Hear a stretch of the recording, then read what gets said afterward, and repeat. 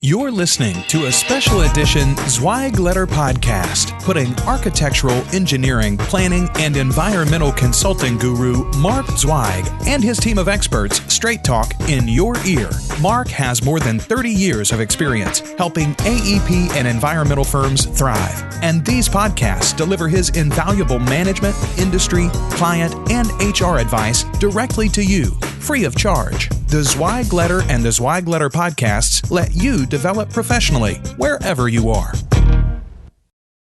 Hey everyone, and thank you for joining Zweig Media and the Zweig Letter exclusive interview series. With almost 25 years of continuous coverage of the design industry, the Zweig Letter is a constant in an ever-changing marketplace. We are bringing you some of the best and brightest minds that our industry has to offer. Today, I am pleased to welcome Tony Mirchandani, CEO of RTM Associates based in South Barrington, Illinois. Tony, it's great to have you join us on the Zweig Letter interview series.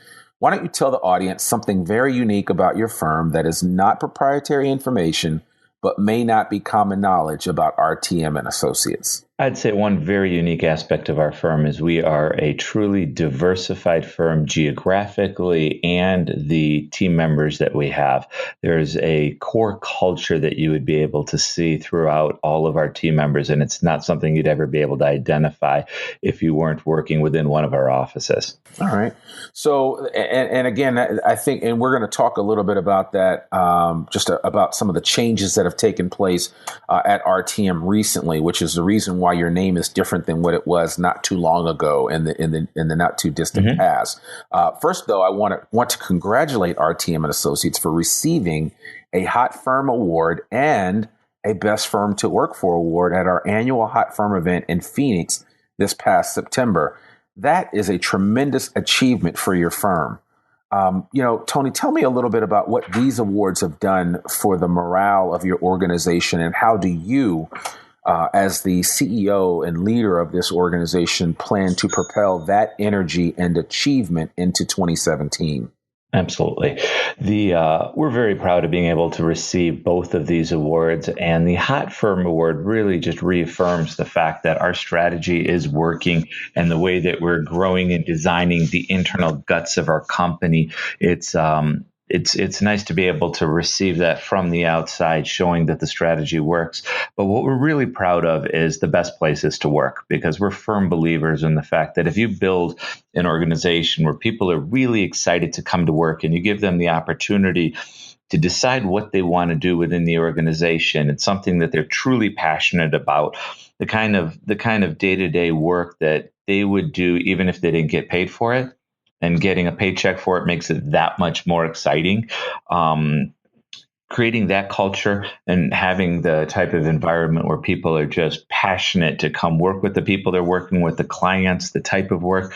That's what we're really, really excited about. And that's the core of the entire company. Everything we have would fall apart without that basic love to come to work and work with the people that they're working with day to day. Yeah, and I'm glad you mentioned that. I think it's important to recognize that in the design industry things are changing. I mean, we've got a younger workforce. We've got this quote unquote millennial generation that is moving into a place of leadership, is moving into a place in the design industry that they've never been in before, and their expectations and what they hope to achieve in not just in a work environment, but just in an overall work, just what they plan to do throughout the life of their, being an engineer or an architect is much different than the way things were in the past. And I don't know your age, but I've been involved with this industry for the good part of almost 3 decades of time, and I've seen a distinct difference between the early 90s and where we are right now. So it's interesting to hear you talk about that, and how much of the forefront is that for you in terms of the way that you are operating your firm? It would probably be categorized as one of the largest components of our current and future success. In all honesty, we're lucky because 10 years ago, we started out as a very small firm. So we didn't have the infrastructure built that was designed for the traditional AE consulting industry. So as we've been growing over the last decade, we've been able to reorganize the way the firm works and really cater it towards the millennials. And their motivations are extremely different than mine, or more so even what's gone on in the industry historically. Historically, a lot of people would describe themselves as a engineer architect with 5, 10, 20, 30-year experience. And based on that comment, you'd be able to have a certain expectation for what they've seen, what they're able to do. The millennials, that doesn't fit into their wheelhouse anymore. What they want to be able to do is pick and choose the speed of their career development and the flexibility that they have, and not necessarily wait in line, which is very traditional for us, to be able to either move up the ladder or get the different opportunities and pay their dues.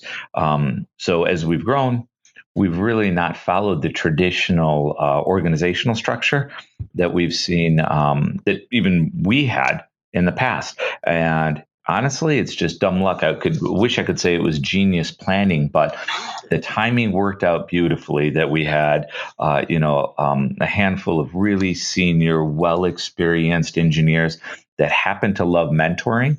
And we, the millennials, one of the beautiful things about them is if they love what they're doing, they absorb everything like sponges, and we're able to develop engineers that have 10, 15 years experience in 5 years, if that's what they want.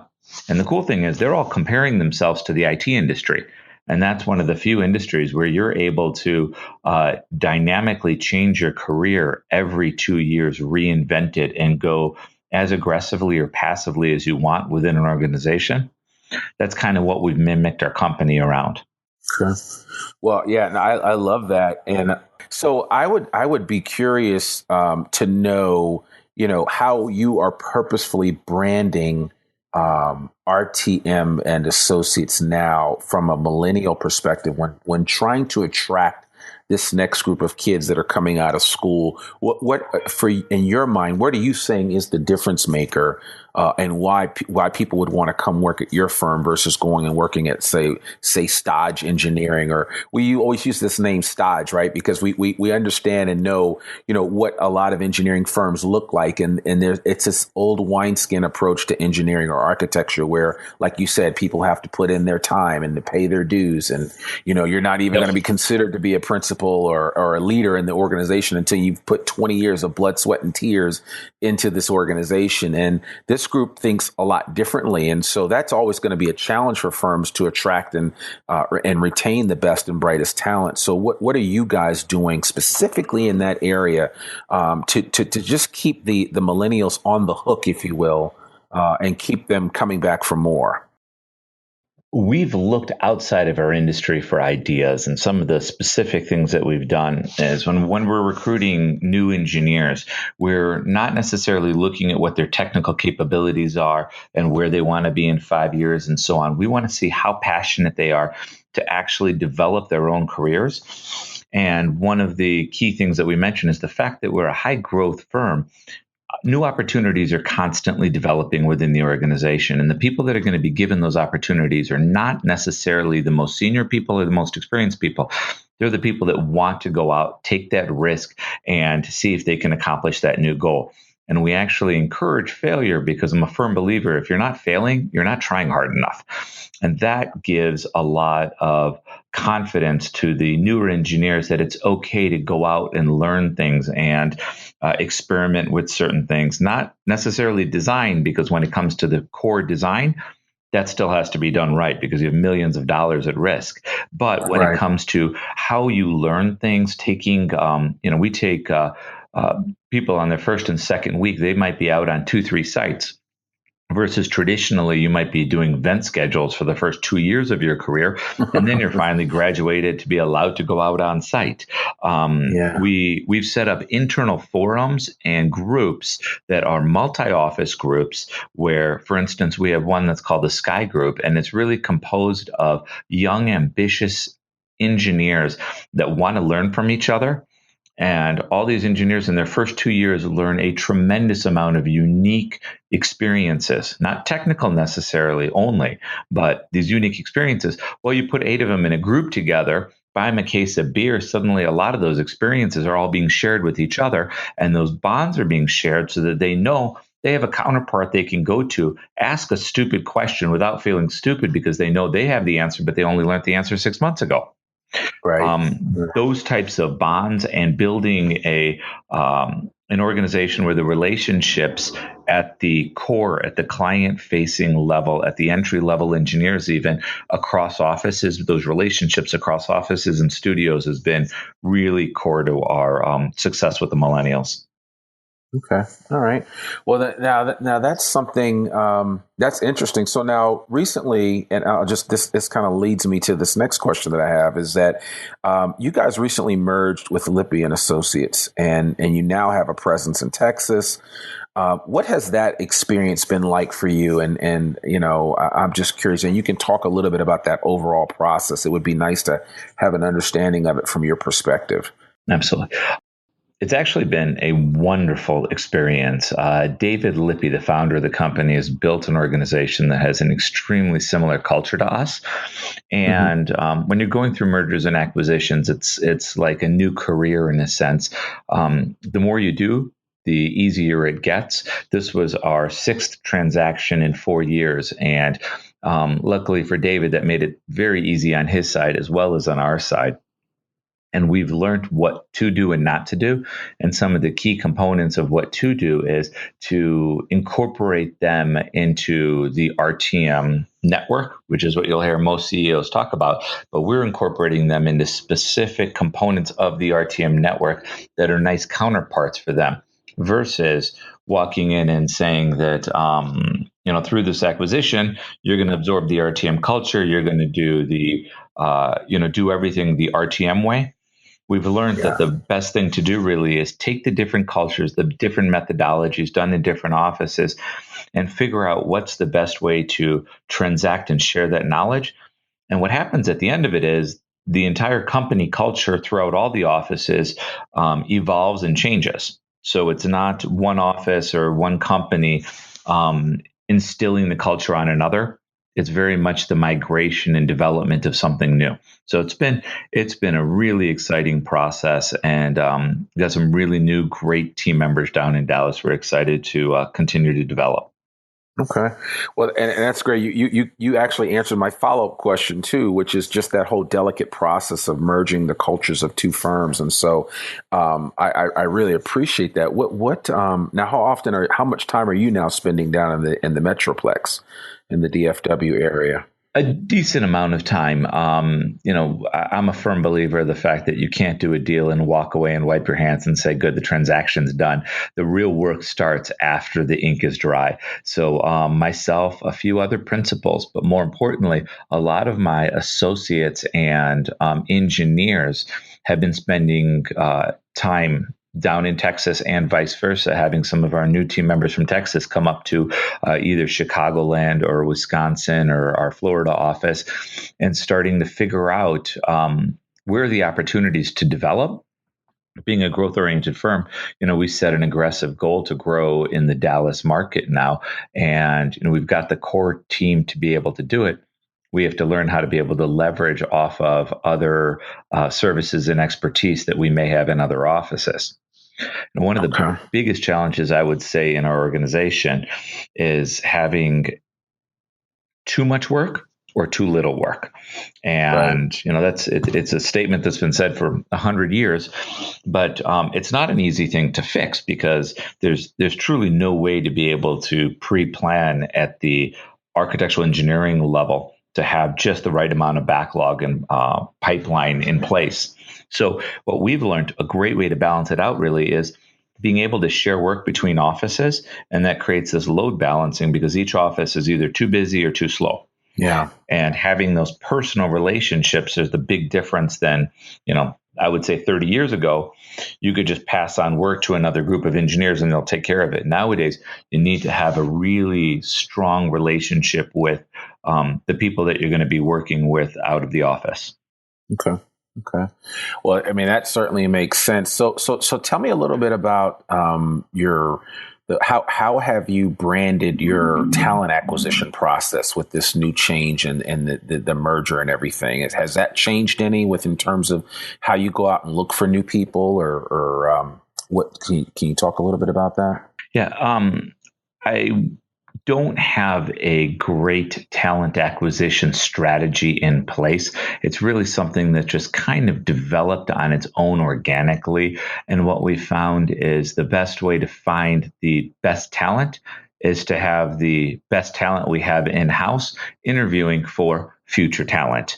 I found a lot of times that, if you're trying to fill a particular seat with credentials or a type of background and experience, you're probably going to be hiring the wrong person. So anyone that comes to the company and is applying is going to go through somewhere between 4 and 6 interviews. We've even gone to the point where, if it's a senior level person, we're going to have an outside industrial psychologist come in as a consultant and meet with the person and make sure that they really fit into the RTM culture. Because one bad apple can become a cancer in the company, and that would be more detrimental than, I believe, anything else that could really happen internally. Wow. So the industrial psychologist, are you guys doing any kind of DISC assessment or personality testing or strength finder with your people? Yeah, you are? We actually are. There's something called the Culture Index, and we're using that pretty extensively now, not just for bringing in new team members, but also figuring out with existing team members who would work the best with other team members internally in their offices, externally, and that's part of the tool. And then we have some proprietary in-house tools that we use to work with team members to be able to skew their days, the stuff they're working on a day-to-day basis, more in the direction of something that they love to do in comparison to something that they really need to do, but may not be so passionate about. So tell me this, and I'm just curious, what's kind of like, if you would say that when you compare yourself to what I would say average engineering firm out there, what would be one thing that really stands out head and shoulders above, a normal firm in terms of what you kind of allow your people to do and the freedom and flexibility that you give your employees? It stands out. Do you allow dogs at work? Do you have Chili Thursdays, Taco Tuesdays? I mean, what do you guys do that's different? Do you bring the chef in? I would say that, we've tried a lot of those Google-like strategies to, do cocktails at 3:00 on Friday with, the shrimp barbecue and so on. I feel that they were effective for the very short term. What we've done is we've really transferred that decision making and the fun part of the culture to the youngest levels of team members that we have in the offices. So instead of doing all of this for the team members, we just set up a budget and we ask them to go out and do things that they would enjoy as a group, put some basic criteria around it. So, over the summer, we had 3 studios representing 2 different offices got together, combined their budgets, and they rented 2 or 3 ski boats up in Wisconsin and spent the day up there barbecuing, going tubing and jet skiing and having a great time. We have other ones that have put funds together internally and gone on bike rides, a whole day, 30, 40 mile bike ride. A few years ago, we actually had a group that put their funds together, internal corporate funds, and went down to Belize and spent 3 or 4 days in Belize. And from a company's point of view, it was great because there was a tremendous amount of bonding. They really know how to interact with each other. It's like fast forwarding a relationship 10 years, and they're having a great time doing it. So it's not something that we necessarily brag about that, come here and you get to go on vacation, but there's a benefit to the company as well as to those interpersonal relationships, and people are a little bit more excited about, coming to work. So, I walked into our Chicago office one day and I found a foosball table there. Right. One of the engineers decided it was a good idea to do. They went out and picked it up and made the bet that management would be happy with it, and we were very happy with it. And then a couple of weeks later, I found a ping pong table in one of the other offices because I heard about the foosball table in the first office. This was all done with, everyone making these decisions, I would say, are, less than 10, probably less than 5 years experienced in the industry, but they're empowered to do these things because they can see the benefit versus the detriment to doing it. Yeah. Well, hey, that's it right there. I mean, I think you said it, empowering your people to kind of step out of their comfort zone and do things that, maybe they might not be able to do in some traditional organizations. And that allows things to happen organically that wouldn't normally happen. And so I think it starts at the top, and you certainly are modeling that. And I certainly applaud you. And I certainly, like a lot of other people in the industry, especially in the consulting space, will look forward to seeing, what the next step is for you guys as you grow your organization, as you expand, as you make more acquisitions in the future. I think it's going to be exciting. So now, I want to know a little bit about Tony Mirchandani, the man, and so we're doing something new here on the TZL interview series. So we want to go deeper for our audience, and got a couple of simple questions for you that we'll have some fun with at the end of our interview, and hopefully folks will get a kick out of this. So tell me, Tony, what was the last book that you read? I believe it was called Deep Survival, and it was about people in dire straits where majority of they're on some kind of adventurous trip, and nature typically is taking a turn for the worst. So how people come out of that, that interests me. And the psyche of the behavior of people within stressful situations. Okay. Right. Well, yeah, I've always wondered if I could get out there and, be stuck out there somewhere in remote Alaska with nothing but, Swiss Army knife and a sleeping bag and something else for a week or two, and see if I could actually survive. But that's interesting. I'd be happy to be able to do it. If I could survive for 2 days, I'd be happy. For 2 days, right? Exactly. Well, speaking of trips to remote places, where did you go on your last vacation? Last vacation was South America. My wife and I actually planned, it's been a long time. It's been years since we've done a trip this long because we have 2 little ones at home. We did a 10-day trip down to Argentina, Uruguay, and Chile. And it was absolutely amazing. And just to be able to absorb the country's cultures down there, and the people, the food, it was life-changing. Awesome. Oh, that's great. Yeah, I hear it's really beautiful down there. So that sounds like it was a great adventure. Now, just for fun, if you could binge watch one TV series, old or new, what would it be? No, I hate to say it. It's not if, but I do this sometimes. This is the horrible thing about Netflix is you can do this. It's definitely the old series 24.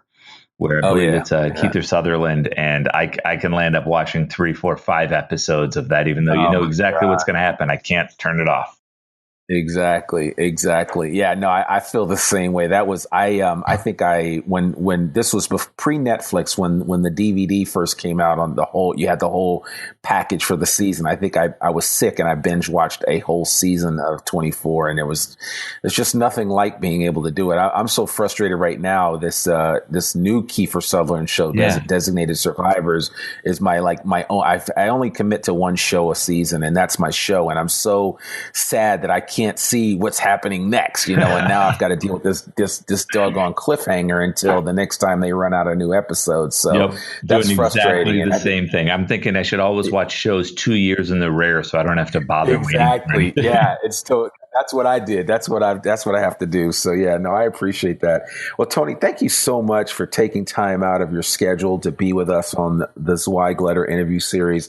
I know I personally really appreciate it. You shared some things I think today that will be beneficial for not just for myself, but for others that are listening to this, that are growing their firms, that ultimately one day maybe want to grow a firm, or maybe you're in a firm where they realize maybe I need to make some changes. Maybe I need to, adopt some some of these things that other firms that are doing that are being successful, because you guys at RTM really are setting the standard, and I certainly applaud you, and I appreciate you being in our ecosystem, in the Zweig Group ecosystem there, and I look forward to hopefully hanging out with you in Seattle, because I'm sure you guys will be a best firm to work for and a hot firm in 2017, and we only got a couple of days left in this year, so it's going to be exciting to see what happens. So thank you so much for being a part of what we're doing here at Zweig, and certainly hope you and yours, because this is the holiday season when we're recording this, have a great holiday with your family.